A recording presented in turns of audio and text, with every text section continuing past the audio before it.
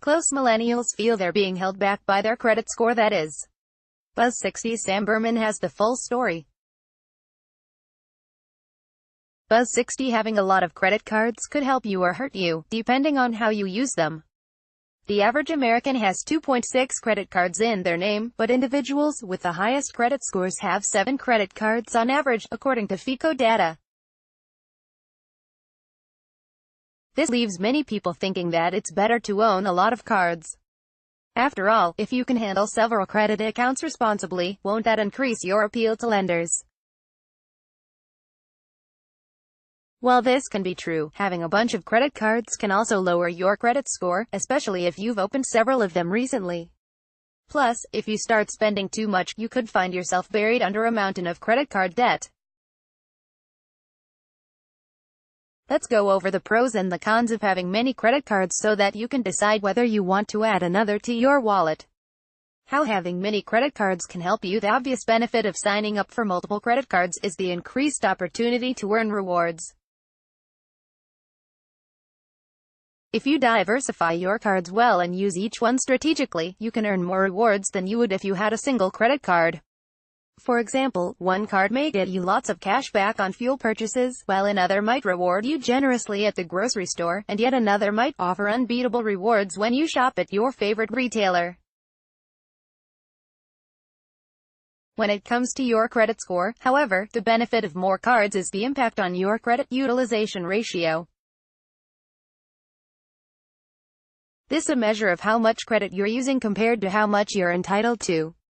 Most experts recommend keeping your credit utilization ratio at 30% or less in order to keep your credit score high. Exceeding this amount could cause your score to dip. For example, if your available credit between all your cards is $30,000, then your total balance should not exceed $10,000, and the lower, the better. Having multiple credit cards will increase the amount of credit available to you, so if your spending stays the same, your credit utilization ratio will go down. More. Ask HR. Ghosting a job applicant or a potential employer is unprofessional. More.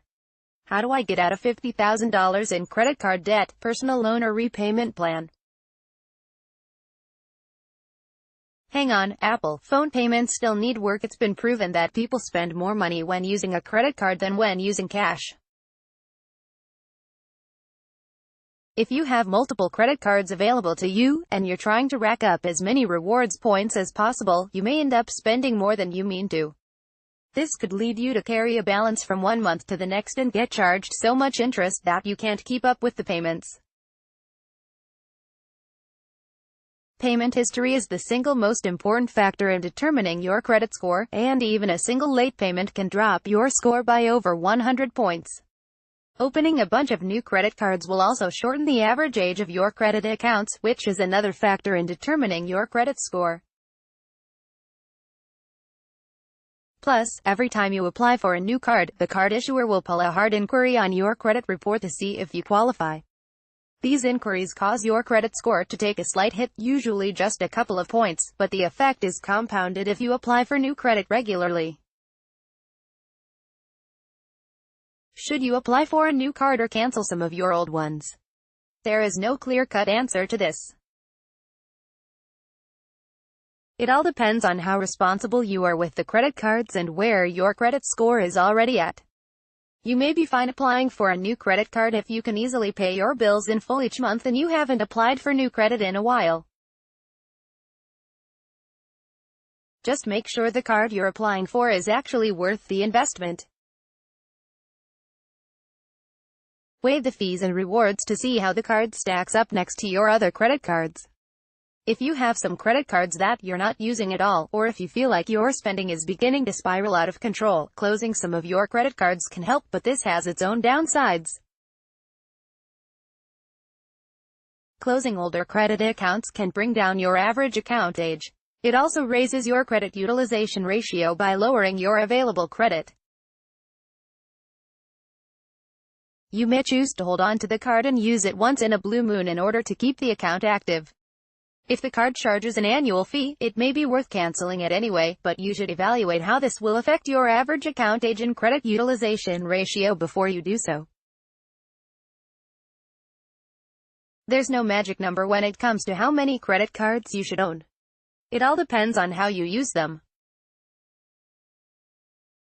The best way to find out how many cards are right for you is to take a hard look at all of your existing credit cards and any new cards you're looking at and ask yourself whether they'll pay off through rewards and help to raise your credit score. It's going to get more expensive to open up a new credit card. USA Today's Motley Fool has a disclosure policy. The Motley Fool is a USA Today content partner offering financial news, analysis and commentary designed to help people take control of their financial lives. Its content is produced independently of USA Today. Offer from The Motley Fool. 5 simple tips to skyrocket your credit score over 800. Increasing your credit score above 800 will put you in rare company. So rare that only 1 in 9 Americans can claim they're members of this elite club. But contrary to popular belief, racking up a high credit score is a lot easier than you may have imagined. Following 5 simple, disciplined strategies. You'll find a full rundown of each inside our free credit score guide. It's time to put your financial future first and secure a lifetime of savings by increasing your credit score.